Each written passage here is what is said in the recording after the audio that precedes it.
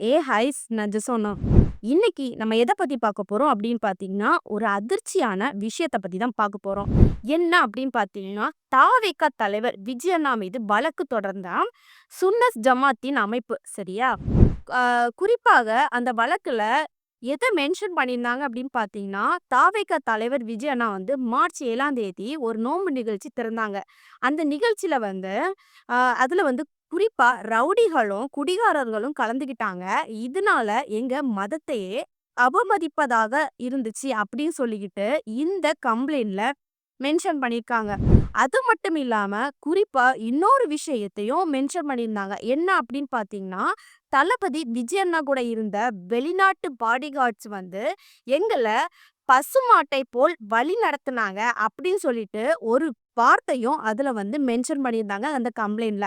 இத பத்தி தான் இந்த வீடியோக்குள்ள பார்க்க போறோம். இந்த வீடியோக்குள்ள போறதுக்கு முன்னாடி, இந்த வீடியோ பத்தின கருத்து ஏதாவது உங்களுக்கு இருந்துச்சுன்னா, கமெண்ட்ல தெரிவிங்க. ஏன்னா உங்களுடைய கமெண்ட்ட பார்த்து, நாங்க நெக்ஸ்ட் வீடியோ பெஸ்ட்டா எடுக்கிறதுக்கு யூஸ்ஃபுல்லா இருக்கும். வாங்க பார்க்கலாம். சரி, முதல்ல இந்த பிரச்சனை எப்போ ஸ்டார்ட் ஆகுச்சு அப்படின்னு வந்து பார்க்கலாம்.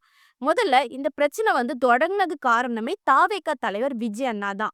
ஏன் அப்படின்னு பார்த்தீங்கன்னா, மார்ச் 7ஆம் தேதி வந்து ரமலான் மாதத்தை முன்னிட்டு வந்து சென்னையில ஒய்எம்சிஏ மைதானத்துல வந்து டிவிகே சார்பா வந்து ஒரு நிகழ்ச்சிய வந்து நோன்பு திறக்கிறது மாதிரி நிகழ்ச்சிய வந்து ஏற்பாடு செஞ்சிருந்தாங்க. இந்த நிகழ்ச்சிய முன்னிட்டு மார்ச் ஸ்டார்ட்டிங்ல வந்து எல்லாமே கோலாகலமா எல்லாமே ரெடி பண்ணிட்டு இருந்தாங்க சரியா? சரி, இப்ப என்ன பண்ணிட்டு இருந்தாங்க அப்படின்னு பார்த்தீங்கன்னா, இந்த நிகழ்ச்சிய தொடர்ந்து நெறைய பேத்துக்கு இன்விடேஷன் குடுத்துருக்காங்க. அதாவது அழைப்பு விடுத்திருந்திருக்காங்க. மத்தபடி கார்டு அந்த மாதிரிலாம் குடுக்கல. அப்ப என்ன பண்ணியிருந்தாங்கன்னா, இந்த விழால கிட்டத்தட்ட மொத்தம் எத்தன பேர் கலந்துக்கிட்டாங்க அப்படின்னு வந்து சொல்லப்படுதுன்னா, 3000த்துக்கு மேற்பட்டவங்க இந்த விழால கலந்துக்கிட்டாங்க. 3000 பேரும் முஸ்லிம் இனத்தை சேர்ந்தவங்களா அப்படின்னு பார்த்தீங்கன்னா, கண்டிப்பா கிடையாதாம். ஏன்னா, அ கிட்டத்தட்ட 15 மசூதிகள்ல சேர்ந்த இமாம்கள மட்டும் என்ன பண்ணியிருக்காங்கன்னா, அ அழைப்பு விடுத்திருக்கிறாங்க. சரியா? அப்ப என்ன பண்ணியிருக்காங்கன்னா, அந்த 15 மசூதியில உள்ளவங்களும் வந்து கண்டிப்பா இவங்க சார்பா கலந்திருப்பாங்க. இதுல முக்கியமா தாவேகா தலைவரோட சேர்ந்து அவங்களுடைய பொருளாளர், செயலாளர் அவங்க கூட கட்சி நபர் எல்லாருமே கலந்துக்கிட்டாங்க. அதுல நம்ம தளபதி விஜய் அண்ணா வந்து ஒ தொப்பி வச்சு அணிந்து முஸ்லிம் இனத்தவங்க எந்த மாதிரிலாம் பண்ணுவாங்களோ, அந்த அளவுக்கு ட்ரெஸ்ஸிங்ஸ் எல்லாமே பண்ணாங்க. அது மட்டும் இல்லாம நெறைய அவங்க ப்ரேயர் பண்ணியிருந்தாங்க. இந்த மாதிரி எல்லாமே பண்ணிட்டு இருந்தாங்க. ஒரு நோன்பு கஞ்சி அதாவது ஃபுல்லா சாப்பாடு விரதம் எடுத்து அவங்க வந்து நோன்பு அருந்துறதுக்காகவே காலையிலேருந்து ஈவினிங் வரைக்கும் சாப்பிடாம இருந்ததாட்டும் சொல்லப்பட்டுச்சு. அதே மாதிரி அவங்க வந்து எல்லாரு கூடயும் சேர்ந்திருந்து நோன்பு திறப்பு நிகழ்ச்சியில வந்து கலந்துக்கிட்டாங்க.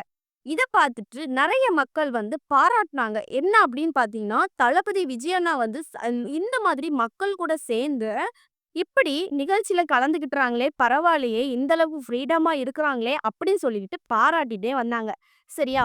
இதுல இருந்து தான் பிரச்சனையே தொடங்குது. என்ன அப்படின்னு பார்த்தீங்கன்னா, அதாவது தளபதி விஜய் அண்ணா வந்து இந்த நிகழ்ச்சியில கலந்துக்கிடும்போது, நெறைய பேர் அதாவது வெளியாட்கள்ல இருந்து எல்லாருமே வந்து ஃபாஸ்ட்டா அந்த மைதானத்துக்குள்ள வந்து ஃபாஸ்ட்டா வந்து உள்ள போயிட்டாங்க. சரியா?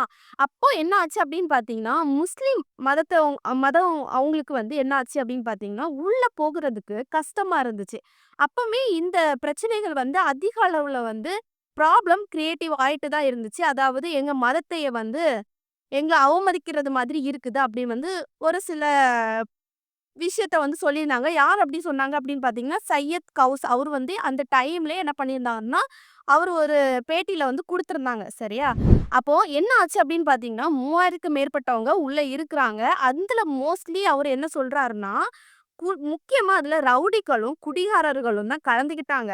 ஆனா, எங்க மதத்தை சேர்ந்தவங்க அங்க கம்மியா தான் இருக்கிறாங்க. ஆனா, ப்ராப்பரா நோன்பு திறப்பு அப்படின்னு பார்த்தீங்கன்னா, முஸ்லிம்களால் செய்யப்பட்ட ஒரு நிகழ்ச்சி. நோ நாங்க வந்து ப்ராப்பரா விரதம் எடுத்து அந்த மாதிரி பண்ற ஒரு நிகழ்ச்சி. ஆனா, அந்த டைம்ல இது வந்து அவமதிப்பதாக இருந்துச்சு அப்படின்னு வந்து குறிப்பிட்டிருக்காங்க. சரி இத மட்டும் தான் சொன்னாங்களா அப்படின்னு பார்த்தீங்கன்னா, இன்னொன்னும் சொல்றாங்க.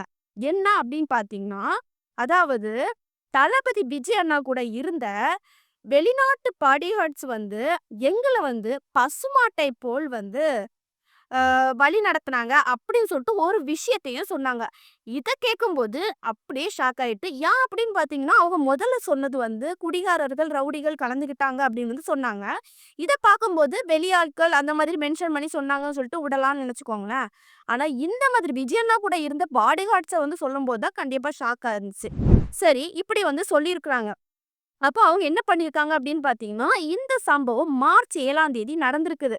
அப்போ நிகழ்ச்சி நடந்து முடிஞ்சிருச்சு. இது தளபதி விஜய் அண்ணாவுக்கும் தெரியும் அப்படின்னு வந்து சொல்றாங்க. அப்போ என்ன பண்றாங்க அப்படின்னு பார்த்தீங்கன்னா, அந்த அமைப்பு சுன்னத் ஜமாத்தின் அமைப்பு என்ன பண்றாங்கன்னா, வெயிட் பண்ணி பார்க்குறாங்க. தளபதி விஜய் அண்ணா என்ன சொல்றாங்க இத குறித்து அப்படின்னு வந்து வெயிட் பண்றாங்க. அதாவது தளபதி விஜய் வந்து ஏதாவது சொல்லுவாங்க.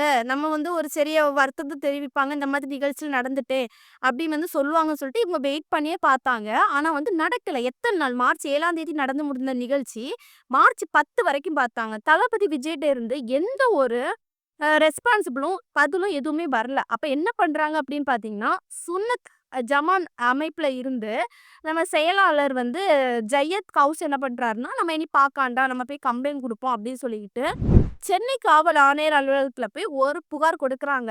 அதாவது என்ன சொல்லி குடுத்தாரு அப்படின்னு பார்த்தீங்கன்னா, இந்த இஃப்தார் நிகழ்ச்சியில வந்து நோன்பு எடுக்காதவங்க, அதாவது ப்ராப்பரா எதுவுமே இல்லாதவங்க வந்து மத்த இனத்தவங்க தான் இதுல வந்து அதிகமா கலந்துக்கிட்டாங்க. இதனால வந்து எங்க இனத்தையே வந்து அவமதிக்கிறது மாரி இருந்துச்சு. அது மட்டும் இல்லாம, அதுல குறிப்பா எத மென்ஷன் பண்ணியிருந்தாங்க அப்படின்னு பார்த்தீங்கன்னா, இதுல வந்து இந்த நிகழ்ச்சியில குடிகாரர்களும், அதுக்கப்புறம் வந்து ரவுடிகளும் அதிகமா கலந்துக்கிட்டாங்க. அதுக்கப்புறம் வந்து அதே மாதிரி அவங்க தான் கலந்துக்கிட்டாங்களா அப்படின்னு பார்த்தீங்கன்னா, மத்தபடி டிவிகே தலைவருடைய பாடி கார்ட்ஸும் எங்கள வந்து ஒரு பசுமாட்டை போல் வந்து பலி நடத்திட்டு இருந்தாங்க. ஒரு ப்ராப்பரா எதுவுமே பண்ணல. இந்த நிகழ்ச்சிய வந்து ஒரு ப்ராப்பராவே தொடங்கல. மொத்தமே ஒரு சாதாரண ஒ ஒரு நிகழ்ச்சிய தொடங்கணும்.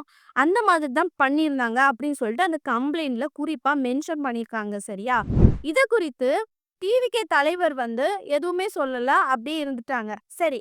இனி மக்களுடைய கருத்து என்னவா இருக்குது அப்படின்னு வந்து பார்ப்போம் முதல்ல.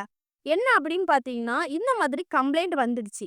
மக்களுடைய கருத்து ஒரு சிலர் வந்து என்ன சொல்றாங்க அப்படின்னு பார்த்தீங்கன்னா, இந்த தளபதி விஜய் அண்ணா வந்து இந்த இஃப்தார் நிகழ்ச்சி நல்லா அழகா தான் தொடங்குனாங்க. ஆனா வந்து அவங்களுடைய ஃபேன்ஸ் அதிகமா வந்துட்டாங்க. வந்ததுனால அவங்களால என்ன பண்ண முடியும்னு தெரியல. மத்தபடி மக்களோட மக்களா இருந்து ஒரு மனுஷன் இப்படி பண்றது ஒரு வாழ்த்துக்கள் தான்.